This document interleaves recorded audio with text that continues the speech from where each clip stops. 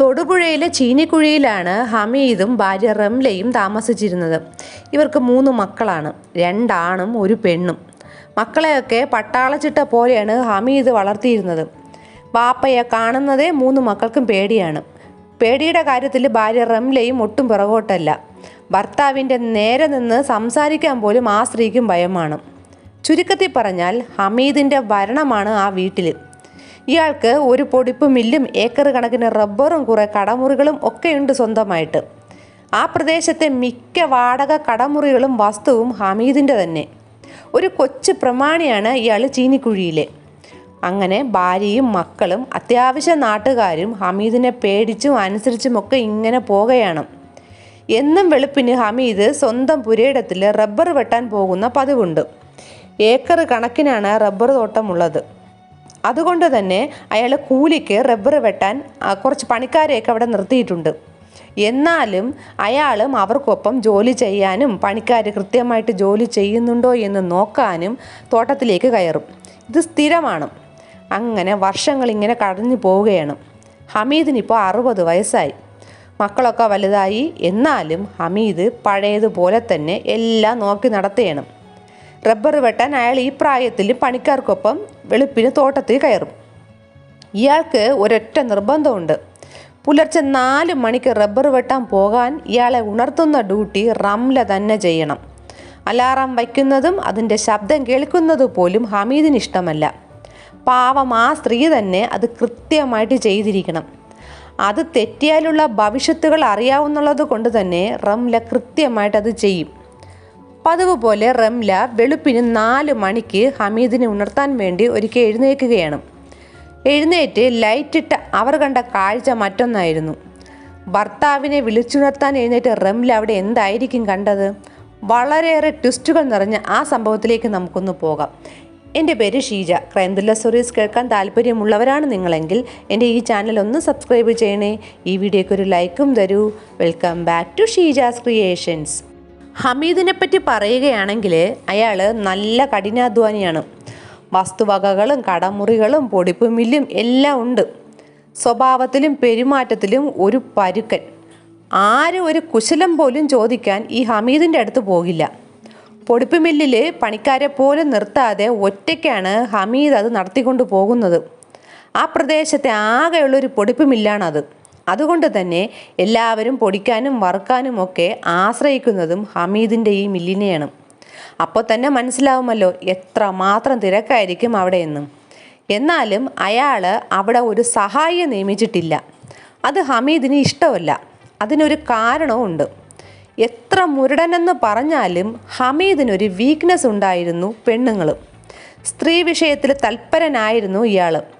ആ പൊടിപ്പ് മില്ലിൽ വരുന്ന പെണ്ണുങ്ങളെയൊക്കെ നോക്കി ഇങ്ങനെ രസിക്കും. അവരുടെ ഇടയിൽ വിരകാൻ വേണ്ടിയിട്ടാണ് അയാൾ അവിടെ ആരെയും സഹായത്തിന് പോലും വയ്ക്കാത്തത്. പെണ്ണുങ്ങളുടെ ആ തിരക്ക് അയാൾ ആസ്വദിച്ചിരുന്നു.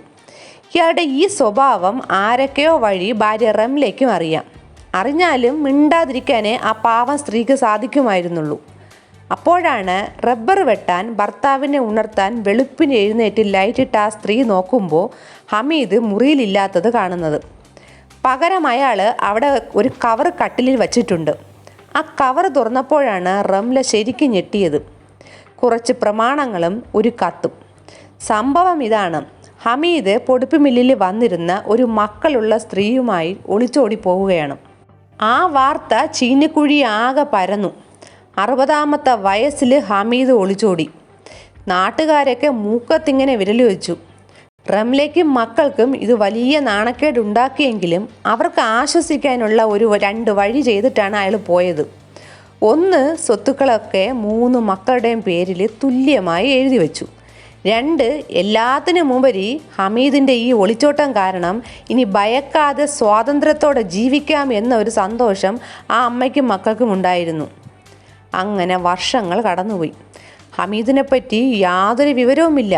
ആരും ഇപ്പോൾ അയാളെപ്പറ്റി ഓർക്കുന്നു പോലുമില്ല. ഹമീദ് ഒളിച്ചോടിപ്പോയ ശേഷം 1-2 മാസങ്ങളൊക്കെ നാട്ടുകാർക്ക് സംസാരിക്കാൻ അതൊരു ചൂടേറിയ വാർത്തയായിരുന്നു. ഇപ്പോൾ നാട്ടുകാർ പോലും അയാളെ മറന്നു. 1-2 വർഷങ്ങളല്ല പിന്നീട് കഴിഞ്ഞത്, 20 വർഷങ്ങളാണ് കഴിഞ്ഞു പോയത്. ഇതിൻ്റെ ഇടയ്ക്ക് ഹമീദിൻ്റെ വീട്ടിൽ ഒരുപാട് മാറ്റങ്ങളുണ്ടായി, പല സംഭവങ്ങളും ഉണ്ടായി. റംല വാർദ്ധക്യ സഹജമായ അസുഖങ്ങളാൽ മരണപ്പെട്ടു. ഹമീദിൻ്റെയും റംലയുടെയും 3 മക്കളിൽ രണ്ടാമത്തെ മകളായ ആമിന എന്തൊക്കെയോ കാരണങ്ങളാൽ സ്വയം ജീവനൊടുക്കി. ആൺമക്കളായ ഷിബുവും ഷാജിയും കല്യാണമൊക്കെ കഴിഞ്ഞ് കുട്ടികളൊക്കെയായി സന്തോഷമായി ജീവിക്കുകയാണ്. ഇതിൽ മൂത്ത മകനായ ഷിബുവിന് ഇപ്പോൾ 45 വയസ്സാണ്. ഷിബുവിൻ്റെ ഭാര്യ ഷീബ, അവർക്ക് 40 വയസ്സും. ഇവർക്ക് 2 പെൺമക്കളാണുള്ളത്. 16 വയസ്സുള്ള മെഹ്റിനും 13 വയസ്സുള്ള അസ്നയും. ഷിബുവിന് ഹമീദ് പോകുന്നതിന് മുമ്പ് ഒരു 60 സെൻറ്റ് പുരയിടവും കുടുംബ വീടും ഒരു കടമുറിയും എഴുതി വെച്ച് കൊടുത്തിരുന്നു. ഷിബു ആ കടമുറി ഒന്നുകൂടി നവീകരിച്ച് അവിടെ ബേക്കറിയും പലചരക്ക് സാധനങ്ങളുടെ കച്ചവടമൊക്കെ ആയിട്ട് ഇങ്ങനെ പോവുകയാണ്. നല്ല കച്ചവടമുണ്ട്. ഷാജിയുടെ കാര്യമാണെങ്കിൽ അയാളുടെ ജീവിതവും വളരെ നല്ല രീതിയിൽ തന്നെയാണ് പോകുന്നത്. ഷിബുവിന് എഴുതി വച്ചതുപോലെ പുരയിടവും 2 കടമുറികളും ഒക്കെ ഷാജിയുടെ പേരിലും ഹമീദ് എഴുതി വച്ചിരുന്നു. കടമുറികളൊക്കെ വാടകയ്ക്ക് കൊടുത്ത് 2 ലോറി ഓടാനൊക്കെ കൊടുത്ത് ഷാജിയും ഇങ്ങനെ നല്ല സൗകര്യത്തിലാണ് ജീവിക്കുന്നത്. എല്ലാവരും ഇങ്ങനെ കുടുംബവും ജീവിതവും ഒക്കെ ആയിട്ട് മുന്നോട്ട് പോകുകയാണ്. നമുക്ക് ഈ ഷിബുവിൻ്റെ ജീവിതത്തിലേക്കൊന്ന് നോക്കാം. ഈ ഷിബുവും ഷീബയും കടയിൽ പോയാൽ പിന്നെ ഇവർ വരുമ്പോൾ രാത്രി 10 മണിയോടെ ആവും. അതുവരെ ഈ കുട്ടികൾ സ്കൂൾ വിട്ട് വന്നാൽ പിന്നെ ആ വീട്ടിൽ ഒറ്റയ്ക്കാണ്. അപ്പോൾ മെഹ്റിനും അസ്നയും പോയി ഇരിക്കുന്നത് അയൽപക്കത്തുള്ള രാഹുലിൻ്റെ വീട്ടിലാണ്. രാഹുൽ ഇവരുടെ വളരെ വിശ്വസ്തനായ ഒരു അയൽപക്കക്കാരനാണ്. രാഹുലിൻ്റെ മക്കൾക്കൊപ്പമാണ് ഈ കുട്ടികളും ആ വീട്ടിലിരിക്കുന്നത്. രാഹുലിനും കുടുംബത്തിനും മെഹ്റിനും അസ്നയും സ്വന്തം മക്കളെ പോലെയാണ്. മാത്രവുമല്ല ഈ 2 കുടുംബങ്ങളും അത്രയ്ക്ക് സഹകരണമാണ്. അങ്ങനെ ഇരിക്കെയാണ് 20 കൊല്ലം മുമ്പ് ഏതോ ഒരു പെണ്ണിൻ്റെ കൂടെ ഒളിച്ചോടിപ്പോയ നാണക്കേട് വരുത്തി വെച്ച ഹമീദ് ആ നാട്ടിൽ തിരിച്ചെത്തുന്നത്. അയാളെ കണ്ടതും നാട്ടുകാരും വീട്ടുകാരും എല്ലാം ഇങ്ങനെ സ്തംഭിച്ചു പോയി. ഇപ്പോൾ ഇയാൾക്ക് 80 വയസ്സുണ്ട്. ഹമീദ് നേരെ മക്കളുടെ അടുത്തെത്തി. മക്കൾ 2 പേരും തിരിഞ്ഞു നോക്കിയില്ല. പുച്ഛത്തോടെയാണ് ഷിബുവും ഷാജിയും ഹമീദിനെ നോക്കിയത്. നാട്ടുകാരും അങ്ങനെ തന്നെ. ഇയാൾക്ക് നാണമില്ല ഇങ്ങനെ കയറി വരാനെന്ന് എല്ലാവരും പറഞ്ഞു. ഹമീദിന് യാതൊരു കുലുക്കവുമില്ല. കാമുകിയിലും ഇയാൾക്ക് കുട്ടികളൊക്കെ അവിടെ ഉണ്ട്. പക്ഷേ ആ ബന്ധം ഉപേക്ഷിച്ചാണ് ഇപ്പോൾ ഇയാൾ വന്നിരിക്കുന്നത്. ശിഷ്ടകാലം മക്കളുടെ പരിചരണത്തിൽ സുഖിച്ച് ജീവിക്കാനാണ് ഹമീദിൻ്റെ വരവ്. ഇയാൾ ഷിബുവിൻ്റെ ഒപ്പമാണ് താമസിക്കാൻ തുടങ്ങിയത്. കാരണം ഷിബുവാണ് മൂത്ത മകൻ. കുടുംബ വീടും ഷിബുവിനാണ് കൊടുത്തിരിക്കുന്നത്. ഹമീദിനെ സഹിക്കുകയല്ലാതെ ഷിബുവിന് വേറെ ഒരു നിവൃത്തിയുമില്ല. കാരണം വാപ്പയാണല്ലോ, അതുകൊണ്ട്. പക്ഷേ ഹമീദിൻ്റെ സ്വഭാവത്തിൽ യാതൊരു മാറ്റവുമില്ല. ഇപ്പോഴും ആ പരുക്കൻ സ്വഭാവം തന്നെയാണ്. പോരാഞ്ഞിട്ട് പുതിയൊരു ശീലവും കൂടിയുണ്ട്. എന്നും 3 നേരവും ഇറച്ചിയും മീനും സൂപ്പും എല്ലാം കിട്ടിയിരിക്കണം, അതും കൃത്യസമയത്ത്. ഇതെല്ലാം കാമുകി ശീലിപ്പിച്ച് വെച്ചതാണ്. അത് ഹമീദിന് ഇവിടെയും കിട്ടണം. മിക്ക ദിവസവും ഭക്ഷണത്തിൻ്റെ പേരും പറഞ്ഞ് ഷിബുവും ഷീബയുമായിട്ട് ഹമീദ് ലഹളയാണ്. രാവിലെ കച്ചവടത്തിന് പോയി രാത്രി 10 മണിക്ക് കയറി വരുന്ന അവർക്ക് ഇങ്ങനെ വിഭവസമൃദ്ധമായ ഭക്ഷണമൊന്നും ഉണ്ടാക്കി കൊടുക്കാൻ നേരം കിട്ടില്ല. പക്ഷെ ഹമീദിന് കൃത്യസമയത്ത് മൃഷ്ടാന്ന ഭക്ഷണം കിട്ടണം. ഇതേ തുടർന്നുള്ള പ്രശ്നങ്ങൾ ഇങ്ങനെ ആ വീട്ടിൽ നിരന്തരം നടന്നുകൊണ്ടിരിക്കുകയാണ്. ഹമീദിൻ്റെ സുഖജീവിതം അവിടെ നടക്കില്ല എന്ന് അയാൾക്ക് ഏതാണ്ട് മനസ്സിലായതോടെ ഹമീദ് ഒരൊറ്റ ഡയലോഗ് ഷിബുവിനോട് അടിക്കുകയാണ്. എടാ, നിൻ്റെ ഔദാര്യമൊന്നും എനിക്ക് വേണ്ട. ഞാൻ എന്തൊക്കെ നിൻ്റെ പേരിൽ എഴുതി തന്നിട്ടുണ്ടോ അതെല്ലാം നീ എനിക്ക് തിരിച്ച് എൻ്റെ പേരിൽ എഴുതി തരണം. ഷിബു ഉണ്ടോ സമ്മതിക്കാൻ?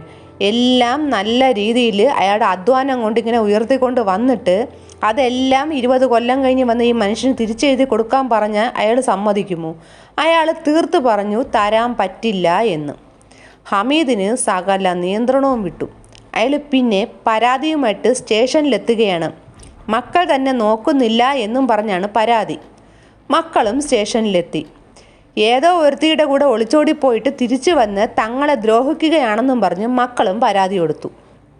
ഒരു തരത്തിലും പോലീസിന് ഒത്തുതീർപ്പാക്കാൻ പറ്റാത്തതിനെ തുടർന്ന് ഈ കേസ് കോടതിയിലേക്ക് എത്തി. കേസും കോടതിയും ഒക്കെ ആയിട്ട് ഇങ്ങനെ ഹമീദും മക്കളും കയറി ഇറങ്ങുകയാണ്. ഒടുവിൽ കോടതി ഒരു വിധി പറഞ്ഞു. ഷിബു 1000 രൂപ വെച്ച് മാസം തോറും ഹമീദിൻ്റെ കയ്യിൽ ചിലവിന് കൊടുക്കണം. മാത്രവുമല്ല അയാളുടെ എല്ലാ കാര്യങ്ങളും ഷിബു നോക്കുകയും വേണം. കോടതി പറഞ്ഞതുകൊണ്ട് മറ്റ് യാതൊരു വഴിയും കാണാതെ ഷിബു പാവം അതനുസരിക്കാൻ തുടങ്ങി. എന്നാൽ അതുകൊണ്ടൊന്നും ഹമീദ് അടങ്ങിയില്ല. അയാൾ ഷിബുവിൻ്റെയും കുടുംബത്തിൻ്റെയും സ്വസ്ഥത നശിപ്പിക്കാൻ അയാളാലാവും വിധം എന്തൊക്കെ ചെയ്യാമോ അതെല്ലാം ചെയ്യാൻ തുടങ്ങി.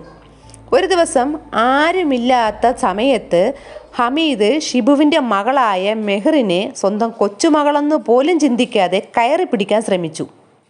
മെഹറിൻ്റെ നിലവിളി കേട്ട് രാഹുലും കുടുംബവും തക്ക സമയത്ത് എത്തിയതോടെ ആ കുട്ടി രക്ഷപ്പെട്ടു. ഈ ഒരു സംഭവത്തോടെ ഷിബു അവിടെ നിന്ന് എത്രയും പെട്ടെന്ന് ഭാര്യയും മക്കളെയും കൊണ്ട് മാറി താമസിക്കാൻ തീരുമാനിച്ചു. ഷിബു തൻ്റെ പേരിലുള്ള പുരയിടത്ത് ഒരു വീട് പണിയുകയാണ്. എത്രയും പെട്ടെന്ന് ഈ വീട് പണി തീർത്ത് ഇവിടുന്ന് പോകണമെന്ന് കരുതി തകൃതിയിൽ കാര്യങ്ങൾ ഇങ്ങനെ നടത്തുകയാണ്. ഇതിൻ്റെ ഇടയ്ക്ക് ഹമീദ് സമാധാനം കളയാനായിട്ട് ഓരോ വഴക്കും ഉണ്ടാക്കിക്കൊണ്ടേയിരുന്നു. എന്നാൽ ഷിബു അതൊന്നും മൈൻഡ് ചെയ്തതേയില്ല. അങ്ങനെ ഷിബുവിൻ്റെ വീട് പണി ക്ലൈമാക്സിലെത്തി. കുറച്ച് പാച്ച് വർക്കുകളൊക്കെ കൂടിക്കഴിഞ്ഞാൽ പാലുകാച്ച് നടത്തി അങ്ങോട്ടേക്ക് അയാൾക്ക് താമസം മാറാം. ഷിബുവും ഷീബയും ഇങ്ങനെ പ്ലാൻ ചെയ്തിരിക്കുകയാണ്. ഇത് മനസ്സിലായ ഹമീദിന് ഇവരങ്ങനെ മാറി താമസിച്ച് സുഖിക്കണ്ട എന്നൊരു മൈൻഡ് ആവുകയാണ്. അയാൾ നല്ലൊരു പ്ലാന് മനസ്സിൽ കണ്ടുവച്ചു. ഇനി ഇത് നടപ്പിലാക്കാനുള്ള കാത്തിരിപ്പാണ് ആ പടുജന്മം. 2022 മാർച്ച് 19 രാത്രി 12:30 മണിയായപ്പോൾ രാഹുലിനൊരു ഫോൺ കോൾ വരികയാണ്. ഉറക്കത്തിലായിരുന്ന അയാൾ എഴുന്നേറ്റ് ഫോൺ എടുത്തപ്പോൾ വിളിക്കുന്നത് ഷിബുവിൻ്റെ ഫോണിൽ നിന്നാണ്. അതെടുത്തപ്പോൾ രാഹുൽ ഞെട്ടി. സംസാരിക്കുന്നത് ഷിബു അല്ല, ഇളയ മകളായ അസ്നയാണ്. അസ്ന കരഞ്ഞ് നിലവിളിച്ചുകൊണ്ട് പറഞ്ഞു, അങ്കിളെ ഓടിവാ, അങ്കിളെ രക്ഷിക്കണേ, അങ്കിളെ രക്ഷിക്കണേ എന്ന്. രാഹുലും ഭാര്യയും അങ്ങോട്ടേക്ക് ഓടിച്ചെല്ലുമ്പോൾ കാണുന്നത് ഷിബുവിൻ്റെ ബെഡ്റൂമിൽ തീ ആളി പടരുകയാണ്. തീയെന്ന് പറഞ്ഞ ഒരാൾക്ക് പോലും അങ്ങോട്ടേക്ക് അടുക്കാൻ പറ്റാത്ത രീതിയിലുള്ള തീയാണ്. ആ മുറിക്കകത്ത് നിന്നും കൂട്ട നിലവിളിയും കേൾക്കുന്നുണ്ട്. ഈ ബഹളമെല്ലാം കേട്ട് നാട്ടുകാരെല്ലാം അവിടെ ഓടിക്കൂടി. എത്ര ശ്രമിച്ചിട്ടും ആർക്കും അടുക്കാൻ പോലും പറ്റുന്നില്ല. ഓരോ സെക്കൻഡിലും ആ തീ ഇങ്ങനെ ആളി കത്തുകയാണ്. അപ്പോഴാണ് രാഹുൽ ആ കാഴ്ച കാണുന്നത്. ആ ബെഡ്റൂമിൻ്റെ ഒരു ജനൽപ്പാളി തുറന്നു കിടപ്പുണ്ട്. അതിൻ്റെ പുറത്തു നിന്നും ഒരാൾ എന്തോ അകത്തേക്ക് ഇങ്ങനെ ഇടയ്ക്കിടയ്ക്ക് എറിഞ്ഞു കൊടുക്കുകയാണ്. രാഹുൽ ഒന്നുകൂടി സൂക്ഷിച്ച് നോക്കിയപ്പോഴാണ് കാണുന്നത് ഹമീദാണ് ആ നിൽക്കുന്ന ആൾ.